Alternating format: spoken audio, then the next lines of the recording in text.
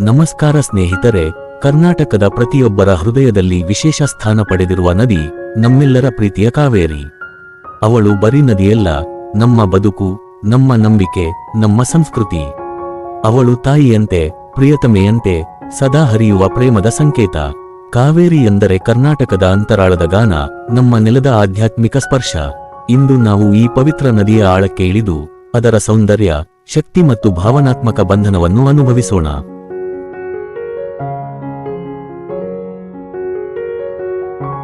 ಈ ಪ್ರಯಾಣದಲ್ಲಿ ಆಧ್ಯಾತ್ಮಿಕತೆ, ಪ್ರೀತಿ ಮತ್ತು ಪ್ರವಾಸದ ಸಮ್ಮಿಲನವನ್ನು ಕಾಣಬಹುದು. ಕಾವೇರಿಯ ಪಯಣ ಆರಂಭವಾಗುವುದು ಕೊಡಗಿನ ಪಶ್ಚಿಮ ಘಟ್ಟಗಳ ಬ್ರಹ್ಮಗಿರಿ ಬೆಟ್ಟಶ್ರೇಣಿಯ ತಲಕಾವೇರಿಯಲ್ಲಿ. ಇದು ಒಂದು ಸಣ್ಣ ಕೊಳದಿಂದ ಸೃಷ್ಟಿಯಾಗಿ ಕಲ್ಲಿದ್ದಲಿನ ಮಣ್ಣಿನಿಂದ ಹೊರಹೊಮ್ಮಿ ಮಲೆನಾಡಿನ ಹಸಿರ ಕಣಿವೆಗಳಲ್ಲಿ ಪ್ರೇಮದಿಂದ ಹರಿಯಲಾರಂಭಿಸುತ್ತಾಳೆ. ಇಲ್ಲಿ ಪ್ರತಿ ವರ್ಷ ತೀರ್ಥೋದ್ಭವ ಆಗುವಾಗ ಭಕ್ತರ ಮನಸ್ಸು ಪುಳಕಗೊಳ್ಳುತ್ತದೆ. ಅವಳು ಹುಟ್ಟುವಾಗಲೇ ಸಾವಿರಾರು ಜೀವಗಳಿಗೆ ಪ್ರೀತಿಯ ಆಶಾಕಿರಣವಾಗಿ ಮೂಡುತ್ತಾಳೆ. ಇದು ಪ್ರೇಮಿಗಳು ಭೇಟಿಯಾಗುವ ಸ್ಥಳವಿದ್ದಂತೆ ಅಲ್ಲಿ ಪ್ರೀತಿಯ ನದಿ ಹುಟ್ಟಿ ಇಡೀ ನಾಡಿಗೆ ಆವರಿಸಿಕೊಳ್ಳುತ್ತದೆ.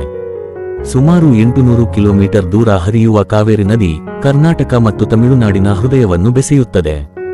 ಅವಳ ಈ ಪಯಣದಲ್ಲಿ ಅನೇಕ ಉಪನದಿಗಳು ಅವಳನ್ನು ಸೇರಿಕೊಳ್ಳುತ್ತವೆ, ಅವಳ ಪ್ರೀತಿಯನ್ನು ಮತ್ತಷ್ಟು ಹೆಚ್ಚಿಸುತ್ತವೆ. ಹೇಮಾವತಿ, ಹಾರಂಗಿ, ಕಬಿನಿ, ಲಕ್ಷ್ಮಣತೀರ್ಥ, ಸುವರ್ಣಾವತಿ ಮತ್ತು ಶಿಂಷಾ ನದಿಗಳು ಕಾವೇರಿಯ ಪ್ರೇಮದ ಪರಿವಾರ. ಪ್ರತಿಯೊಂದು ಉಪನದಿಯು ಕಾವೇರಿಗೆ ಸೇರಿ ಅವಳನ್ನು ಮತ್ತಷ್ಟು ಶಕ್ತಿಶಾಲಿ ಮತ್ತು ಜೀವಂತಗೊಳಿಸುತ್ತದೆ. ಇಲ್ಲಿ ಕುಟುಂಬದ ಎಲ್ಲಾ ಪ್ರೀತಿಪಾತ್ರರು ಒಂದಾದಂತೆ ಎಲ್ಲಾ ನದಿಗಳು ಇಲ್ಲಿ ಸೇರಿಕೊಳ್ಳುತ್ತವೆ. ಸ್ನೇಹಿತರೆ, ಕಾವೇರಿ ನದಿಯ ಎಲ್ಲ ಉಪನದಿಗಳ ಬಗ್ಗೆ ಮಾಹಿತಿ ಬೇಕಾದರೆ ನಮ್ಮ ಚಾನೆಲ್ನಲ್ಲಿ ಕರ್ನಾಟಕ ನದಿಗಳ ಸರಣಿಯಲ್ಲಿ ಸಿಗುತ್ತವೆ. ಕಾವೇರಿ ನದಿ ದಡದಲ್ಲಿ ಅನೇಕ ಐತಿಹಾಸಿಕ ಮತ್ತು ಆಧ್ಯಾತ್ಮಿಕ ಪಟ್ಟಣಗಳು ಬೆಳೆದಿವೆ. ಮೈಸೂರು, ಶ್ರೀರಂಗಪಟ್ಟಣ, ತಂಜಾವೂರು, ತಿರುಚಿ ಹೀಗೆ ಹಲವು ಸ್ಥಳಗಳು ಕಾವೇರಿಯ ಆಶೀರ್ವಾದದಿಂದ ಸಮೃದ್ಧವಾಗಿವೆ.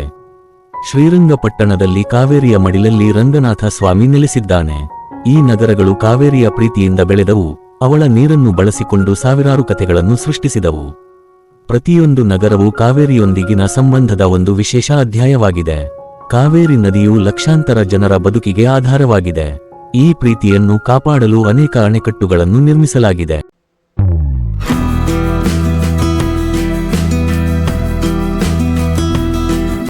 ಕರ್ನಾಟಕದಲ್ಲಿ ಕೃಷ್ಣರಾಜ ಸಾಗರ, ಕೆಆರ್ಎಸ್ ಮತ್ತು ತಮಿಳುನಾಡಿನಲ್ಲಿ ಮೆಟ್ಟೂರು ಅಣೆಕಟ್ಟು ಪ್ರಮುಖವಾದುವು.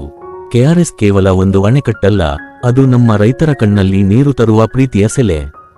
ಇದು ನೀರನ್ನು ಹಿಡಿದಿಟ್ಟುಕೊಂಡು ಬತ್ತಿದ ಭೂಮಿಗೆ ಜೀವ ತುಂಬುತ್ತದೆ, ಪ್ರೀತಿಯಿಂದ ಪೋಷಿಸುತ್ತದೆ. ಈ ಅಣೆಕಟ್ಟುಗಳು ಕಾವೇರಿಯ ಪ್ರೀತಿಯನ್ನು ಮುಂದಿನ ಪೀಳಿಗೆಗೂ ತಲುಪಿಸುವ ಸಂಕಲ್ಪದ ಸಂಕೇತ.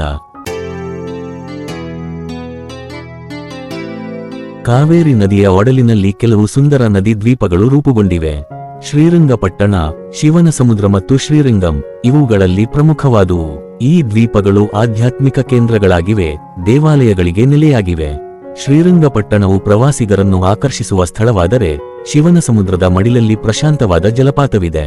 ಈ ದ್ವೀಪಗಳು ಕಾವೇರಿಯ ಪ್ರೀತಿಯಿಂದ ಆವೃತವಾದ ವಿಶೇಷ ತಾಣಗಳು, ಅಲ್ಲಿ ಶಾಂತಿ ಮತ್ತು ಆಧ್ಯಾತ್ಮಿಕ ಅನುಭವವನ್ನು ಪಡೆಯಬಹುದು.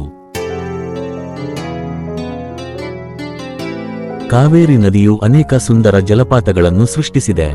ಗಗನಚುಕ್ಕಿ ಮತ್ತು ಭರಚುಕ್ಕಿ ಜಲಪಾತಗಳು ಶಿವನಸಮುದ್ರದಲ್ಲಿ ಕಾವೇರಿಯು ತನ್ನ ಪ್ರೀತಿಯ ಆರ್ಭಟವನ್ನು ತೋರಿಸುವ ಅದ್ಭುತ ತಾಣಗಳು. ಇಲ್ಲಿ ಕಾವೇರಿ ಭೋರ್ಗರೆದು ಹರಿಯುವಾಗ ಪ್ರೇಕ್ಷಕರ ಮನಸ್ಸನ್ನು ಸೆಳೆಯುತ್ತದೆ.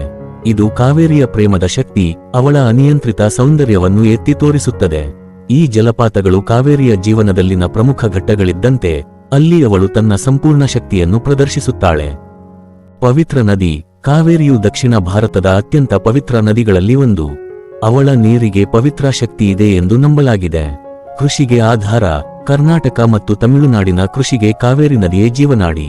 ಲಕ್ಷಾಂತರ ಎಕರೆ ಭೂಮಿಗೆ ಅವಳು ನೀರುಣಿಸಿ ಆಹಾರ ಭದ್ರತೆಯನ್ನು ಖಾತ್ರಿಪಡಿಸುತ್ತಾಳೆ. ರೈತರು ಅವಳನ್ನು ತಮ್ಮ ತಾಯಿಯಂತೆ ಪೂಜಿಸುತ್ತಾರೆ.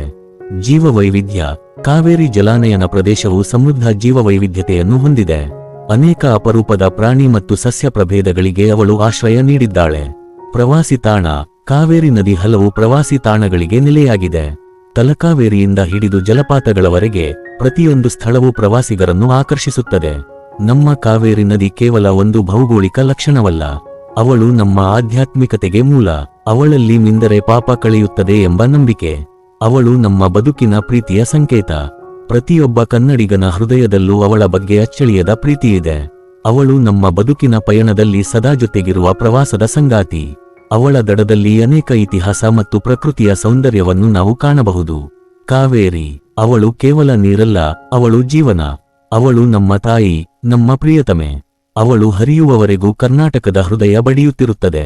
ಈ ಸುಂದರ ಪ್ರಯಾಣವನ್ನು ಇಲ್ಲಿಗೆ ಮುಗಿಸೋಣ. ಈ ವಿಡಿಯೋ ನಿಮಗೆ ಕಾವೇರಿ ನದಿಯ ಬಗ್ಗೆ ಒಂದು ಹೊಸ ಆಯಾಮವನ್ನು ನೀಡಿದೆ ಎಂದು ಭಾವಿಸುತ್ತೇನೆ. ನಮ್ಮ ಈ ಪ್ರೀತಿಯ ದಕ್ಷಿಣ ಗಂಗಾಳನ್ನು ಗೌರವಿಸೋಣ, ಸಂರಕ್ಷಿಸೋಣ. ವಿಡಿಯೋ ಇಷ್ಟವಾದರೆ ಲೈಕ್ ಮಾಡಿ, ಶೇರ್ ಮಾಡಿ ಮತ್ತು ನಮ್ಮ ಚಾನೆಲ್ಗೆ ಸಬ್ಸ್ಕ್ರೈಬ್ ಮಾಡಲು ಮರೆಯಬೇಡಿ. ಧನ್ಯವಾದಗಳು. ಮುಂದಿನ ವಿಡಿಯೋದಲ್ಲಿ ಸಿಗೋಣ.